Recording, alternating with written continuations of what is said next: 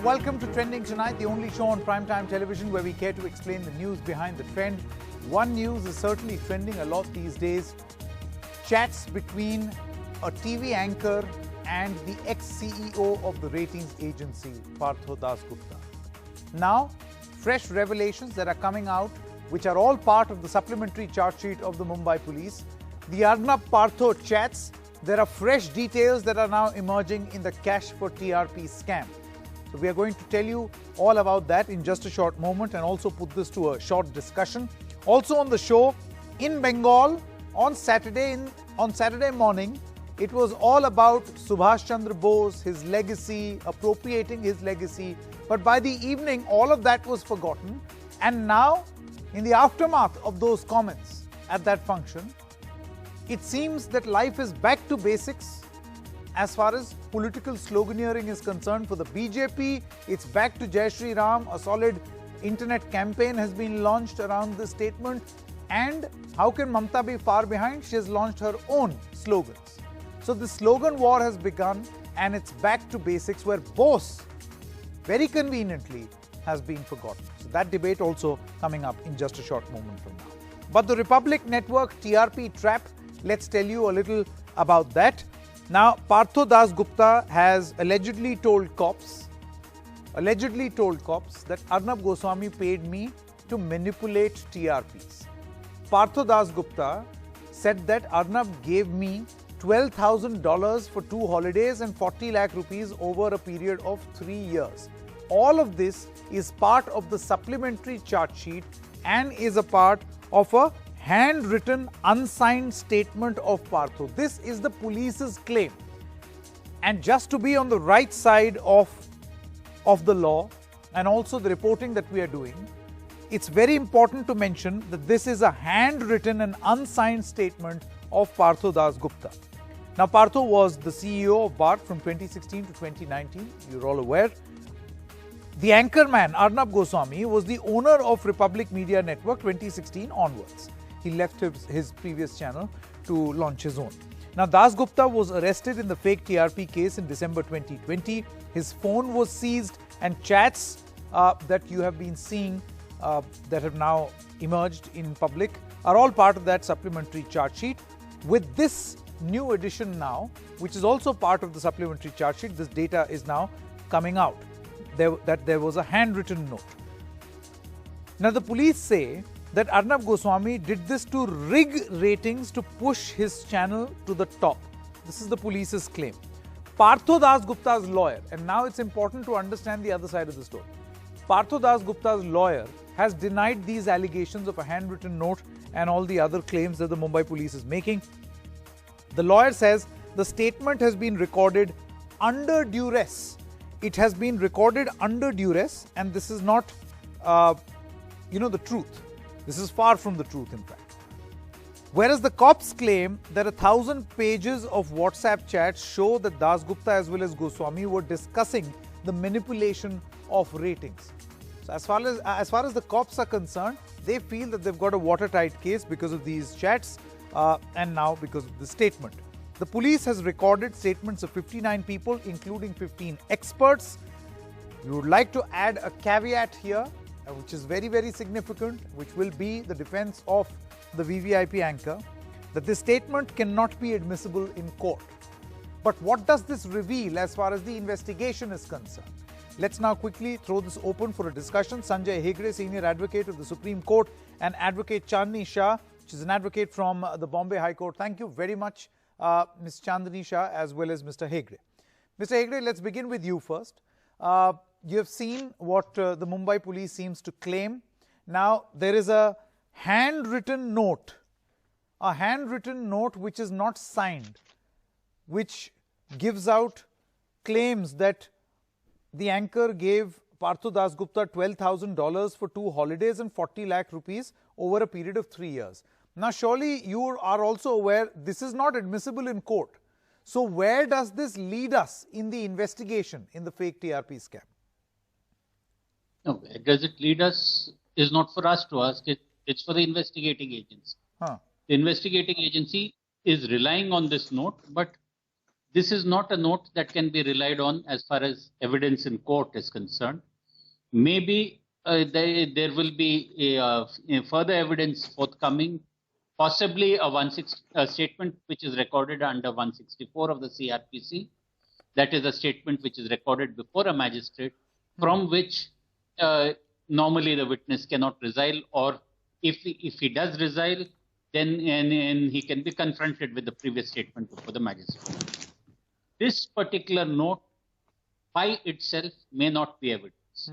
But if there is other corroborative evidence, if there is somebody who has possibly witnessed the cash transactions, or if there is evidence of cash being immediately spent after that particular day, maybe that could be taken into the conspectus, provided it is proved in court in accordance with the Evidence Act. That is a very tall ask. Having said all that, you must remember that the standards of the Indian Evidence Act are the same for Arnab Goswami and Umar Khalid and Sudha Bhardwaj and a whole host of people who were the victims of similar statements being leaked and being made much about, being judge, jury, and executioner on TV debates. So this reminds me of the old axiom, do not unto others as you would have done unto you. Your tastes may not be the same. Okay. Okay, Ms. Shah, would you like to come in? Now, this statement, it's very clear, in itself means nothing in front of the law. But it could lead the investigators perhaps to a larger conspiracy, because what you see in terms of these chats, it quite obviously reveals that there was something which was happening beyond the ordinary. Would you not agree, Ms. Shah? Sanket, thank you for having me on your show first. My pleasure. For the first time. The statement, as you said, it is not admissible in the court at all, because the statement given to the police can be under duress. It can be taken by coercion, so it is not admissible. Although, as Mr. Hegde said, that when the investigation will take place, it will help in the investigation. But if you say that the chats that are incriminating and they are pointing towards something which is saying that there are TRP manipulation, but I don't find any of such sort, anything that important that says that TRP is being rigged. I mean, if you see the chats carefully, there are talks about break strategies. Break strategies, even you know what is that, like when the breaks are to be taken. It's like two individuals talking. You cannot take two individuals on what perspective, on what context they are talking, unless and until you do not know the above and beyond, like below of that chat. You take a snippet, you take an excerpt, a selective chat, and then you interpret it, manipulate it in the way you want. That can be done with any chat or with any conversation that I want. I can say, tomorrow, I can take a chat with you. I can manipulate it with no, the but then, way Ms. Shah, I want. see, it's not about two individuals manipulating chats. This is about an investigating agency having completed its investigation, presenting a supplementary charge sheet in front of the court in which it tries to corroborate how one thing leads to the other. It's not just chats, it's also followed up with emails. But anywhere in the chat between Arnab Goswami and Partho Das Gupta, have you found any material wherein it is incriminating that there have been some financial transaction, there have been some talk about where Arnab is saying, oh no, my channel is not number one, it should be number one. What should we do? What will you have in exchange of doing that? In fact, there is a chat where there is a discussion where it is said that I won't name the channel, but there is some other channel being talked about, wherein the performance is being talked about. It's not even TRP manipulation. It's being talked about. Arnab is suspicious whether that channel is doing something bad. What would you say about Mr. Das Gupta allegedly jamming certain other entities or certain other TV stations? I mean, there are references to that effect as well. See, I mean, I we will can tell go. you, the references that have been done are with two other individuals. There are the 1,000 pages that are running. It's not only with Arnab Goswami. There is one with Mr. Romil. There is one with Mr. Yeah, Vikas. but then from Anywhere, what I gather, anywhere in those chats, it's very anywhere clear in that those chats. that a further investigation is required, because it's not Correct. normal But business. anyway, I don't think the manner in which these communications that find their way in a supplementary charge sheet, Mr. Hegde, can be brushed aside as normal business as usual operations. Things don't happen like this. Now, that has been clearly established, hasn't it, Mr. Hegde? Well, we now know how things are happening. That's point one. Point two is that you do notice that none of those chats are being denied. In fact, there is even a statement on Republic TV saying that today it is my chats, tomorrow it could be another's chat. So there is no denial of the fact that the chats took place. The contents of the chat, the context of the chat is what is being contested. No, the gentleman does call it alleged chats. He seems to be using the word alleged. By using the word alleged, it doesn't become an allegation. You to say that it is an outright fake tweet. That never happened. Okay? And constantly the chat content shows that basically in the game, the umpire and the player were constantly manipulating the score. Now, further substantiated with various other things, including a possible money trail. Let us see. The investigation is obviously not complete because supplementary charge sheets are still coming. I am sure that the Bombay police also has a professional reputation to maintain. Yeah. They cannot do a half-baked job saying that the debate is over, is only between 9 o'clock and 10 o'clock. They have to prove beyond all reasonable doubt. I think that's a very significant point. Ms. Shah, do you agree that I think the onus over here is going to be on the Mumbai police to make sure that they're able to corroborate and prove effectively what they have alleged through the course of investigation? Because as of this moment, when you look at this information which is now out in the public domain, it's very clear. I mean, we are all there in the television business, and we can tell you this business is not done like this, or it should not be done like this. Sanket, interpretations differ from person to person. You may interpret something as something else. I may interpret a statement as something else. Let's not get into it, because it's very the onus lies on, as you said, it lies on the Mumbai police to corroborate everything. Just on one certain chat, where there has been no motive, where there has been no transaction, where there has been no intention showed that there is an intention of TRP manipulation. There is nothing. How about allegations by another channel? One moment. I'm sure you must have seen allegations by another channel, the channel which was headed by this gentleman earlier, Mr. Arnab Goswami. They have alleged that there was fixing, there was ratings manipulation, where their channel's share was reduced to boost up or jack up the ratings of Mr. Goswami's present channel. So that is what I'm saying. This is all under investigation. Let it get investigated. But on basis of the chat that you are saying, there are three different chats. There are three different people.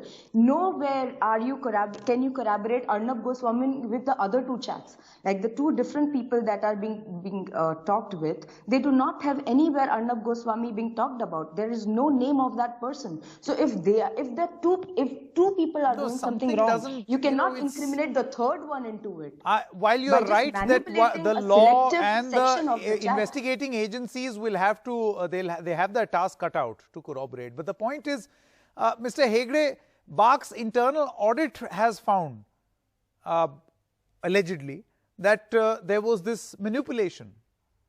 And that's the allegation being made, that if an internal audit finds out that you are reducing the ratings of one channel to boost up the ratings of another, then there is a problem. If you can see in this presentation, the audit was for the period of June 2017 onwards, months after Mr. Goswami's new channel was launched. Yes, because PAC is most interested in its credibility. Now, its credibility has been undermined by it deliberately being part of this manipulation game. And there's no question of you can manipulate only if you're number one. If you're not a number one, but you want to be number one, or if somebody else is number one and you want to push them down to number two. So you're saying that's the motive? All that is manipulation. So you're saying that is the motive, because Advocate Shah was saying where's the motive? So that is a possible motive. What is the motive for TRPs? The motive for TRPs is always money, because more TRPs means greater advertisement rates, greater number of advertisers, and more money into the channel. So if the motive was clear, there's no question what the motive was. Now, if you get the umpire on your side to win the game, is that not match fixing? Yeah. But again, where is the evidence that the umpire and the creator are together? The evidence says it all. Yes. No, as Advocate Shah was saying, that we'll have to wait for the courts to decide, because that is what responsible journalism and responsible journalists do. We have to wait for the courts to pronounce a judgment and not sit in judgment ourselves. So that is exactly what we are going to do, because this is how we have learnt our journalism. Thank you very much, Advocate Shah as well as Advocate Hegde. Thank you so much for joining us on discussion number 1. Story number 2 right here on what exactly happened in Bengal. At least an attempt was made to remember Bose, but then very conveniently, come Saturday evening, Bose was forgotten, and now it's back to basics, Jai Shri Ram versus Jai Hind and Jai Bongo. I want to introduce our guests for discussion number 2, Mr. Chandrakumar Bose, former Vice President and Senior Leader of BJP West Bengal, and Riju Datta, member of the Trinamool Congress. Thank you very much. Mr. Bose, let's begin with you first. Does it pain you, and let's not even get into the controversy that happened today around Netaji Subhash Chandra Bose and his portrait. I just want to concentrate on West Bengal.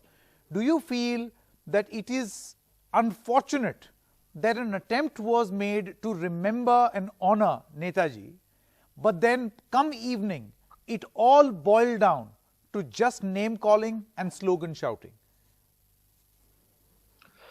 You see, the NDA government, under the leadership of Narendra Modi ji, since 2016, has taken the initiative to honor all national icons who have been neglected over the years.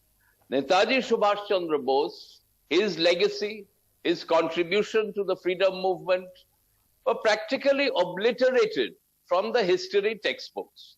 Now, NDA government ensured declassification of the files, hoisting of the national flag at the Red Fort, ensuring that the Azad Hind Fauj veterans are given due respect and honor. And yes, on the 23rd of January this year, we were celebrating the 125th year of the liberator of India, Netaji Subhash Chandra Bose. Yes, it is unfortunate that in a program to celebrate Netaji's birth anniversary, sloganeering was done. No sloganeering should have been done on this kind of happy occasion. But I fail to understand that either Jai Shri Ram or Jai Hind or any such slogan, how is it an irritant the way the Honorable Chief Minister, Mamata Banerjee, reacted? I think that is uncalled for. Okay. Sloganeering should not have happened, I admit.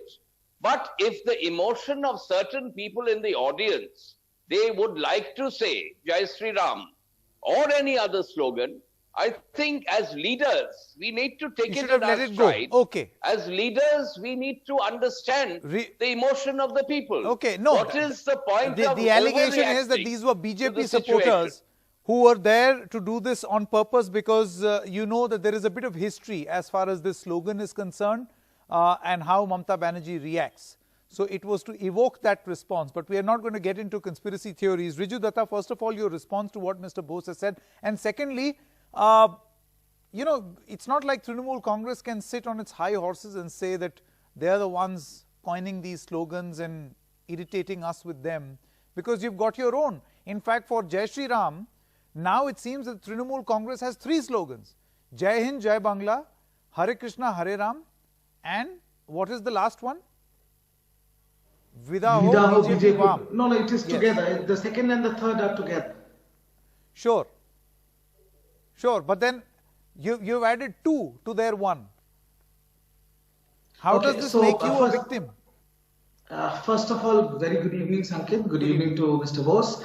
I just want to say, it is very unfortunate what happened on the 25th birth anniversary of one of the bravest sons of the soil.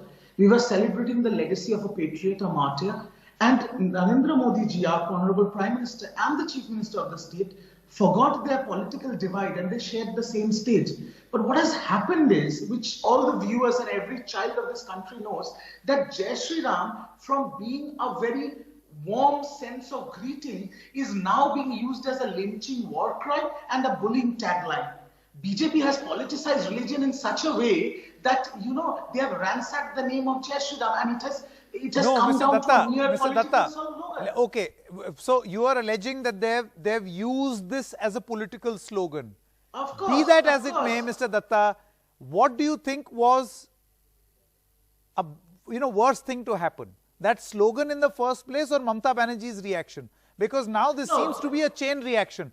Mamata Banerjee has reacted first of all there was a slogan, then Mamata Banerjee reacted, and then now BJP has launched a campaign, right, on social media, to which now the Trinamool Congress has also launched its campaign. I feel that this is great political opportunity for both your political parties. See, if I just remind you, Sanket, Trinamool Congress is in power. No, Trinamool Congress has been in power in the state for 2 terms. And we are the only party, we have never used religion to push ahead our political agenda or political manifesto. Now the BJP will not agree with you. No, it is them to say, but we have always focused on development and good governance. Now, how about allegations of you, appeasing a particular community? You know that these are political allegations. How are we appeasing a particular community? Our honorable CM is a devout Hindu, and everybody knows Kali Puja is celebrated in our own house every year. How is it that now the crux of the matter is, Sanket, just 10 seconds. The crux of the matter is, BJP has nothing to show for development and they have nothing in their political agenda. They are a Ram Bharose party, and what has happened is, if you give me a question, I'm a BJP cadre, and you give me a question paper, I don't need the answer. I'll write Shri Ram 100 times. You will cancel it and give me 0. I'll say, Dekha, Ram ka naam kaat diya. That is what has happened. They have become a Ram Bharose party, and in 3 months, the people of Bengal are going to say, Ram naam sakte hai. Okay, Mr. Bose, let me, do you feel that it is unfortunate that at a time when we did see political parties coming together, letting go of their political differences, and then whoever the instigator may have been, we are not alleging that the Prime Minister or any other senior member of the BJP, but to have milked this opportunity and to have completely forgotten about Bose and his legacy, do you think this takes away from what you initially set out to do?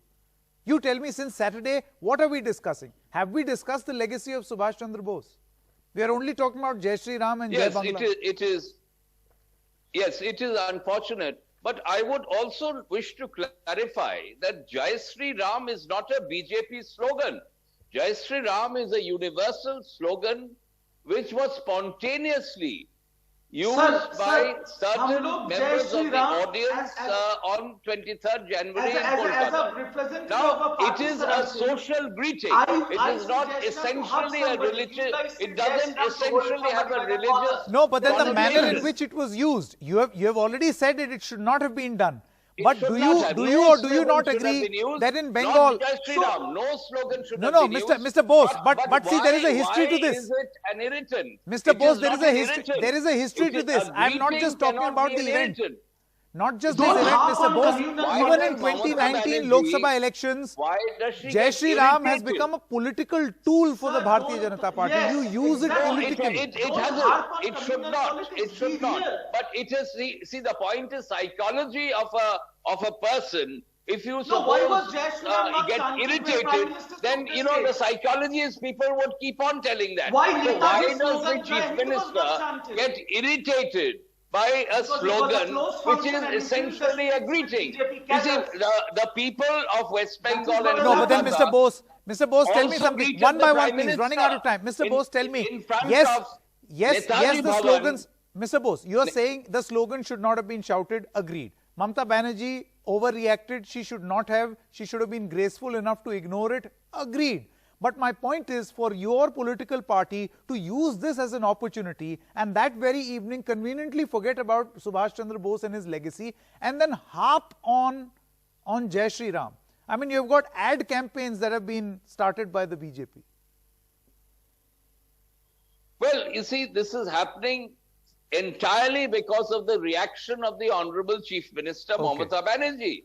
I don't, she's a very tall leader. She could have just set this aside and focused on the celebration. Okay, we Riju were Datta, last celebrating word. Netaji. Yes, the yes, fault my lies last with word her is as well. I mean, she it must was take the responsibility it was a closed of function, kind it of was a closed inflating, function, Sure. and making a BJP cadres mountain were out My of a point molehill. is that they in incited Bengal this. elections, I feel that these slogans will take center stage eventually. Very quickly, Mr. Datta, last word, 10 seconds. Yes, my last words is when you try to insult the chief minister of a state and you try to insult a lady and you're not only doing that, you're insulting the legacy of Netaji Subhash Chandra Bose. What BJP has done is shameful and we do not support it and do not condone this Ram Bharose party who has no agenda for the people of Bengal. Okay, Chandra Kumar Bose as well as Riju Datta, thank you very much for joining us on this debate number 2. With that, it's a wrap in this edition of Trending Tonight. News continues on the other side. Stay with us.